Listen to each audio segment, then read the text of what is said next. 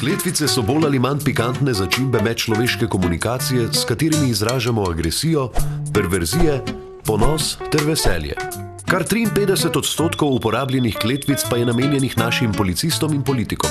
Da jim je milu mater. V Majšperku že od leta 1917 prirejajo kletvičarske dvoboje, s katerimi bogatijo kulturo psovk in žaljivk. Leta 1973 pa se je zgodil prelom, ko so prvič sprejeli tujega tekmovalca. Branilec naslova prvaka je bil takrat Demeter Pogorevc. Gospod Demeter, kar na oder, prosim. Hvala. Ozmerjal in užalil je mnogo ljudi, predvsem pa je znan po uvedbi besede kurec na slovensko kletvišče.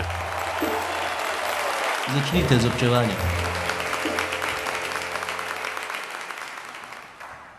Ej ti, preminuli kazuar, naj te koklja brcne pismo rosno.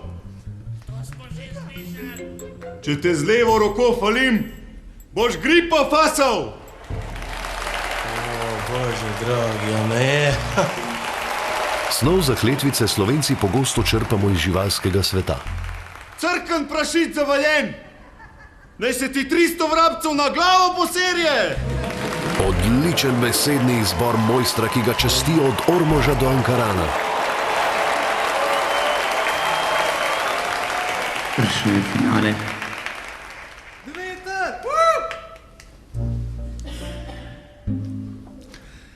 Pej tu maloro klamfesrat, hudic sakramensk.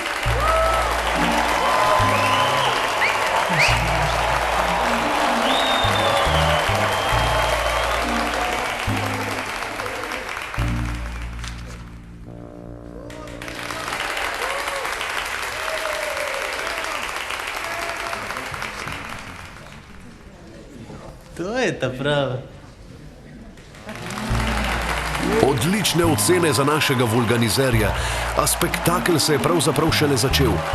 Na oder je ponosno stopil izzivalec bosenskega porekla. Užalil je vse pse in matere od Vardarja do Triglava. Naslednji tekmovalec, gospod Šemsudin. Kar izvolite, ja. Samo hrabro priđite i počnite da psovajte.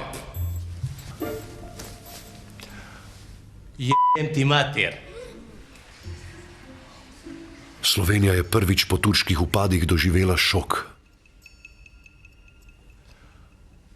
Da Bog da ti kurac na glavi izrasto, da ti jebe majku u pičku, da ti u pičku majku jebem onu krezu dame jedna košta pleska. Marci ga jedan. Pederu.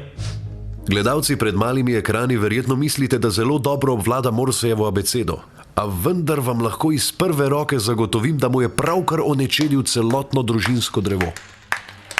Šemsova verbalna zapuščina se je za vekomaj ugnezdila v besednjak prihodnjih rodov. Njegove z vsemi žalbami namazane kletve se še danes prenašajo od umazanih ust do ust.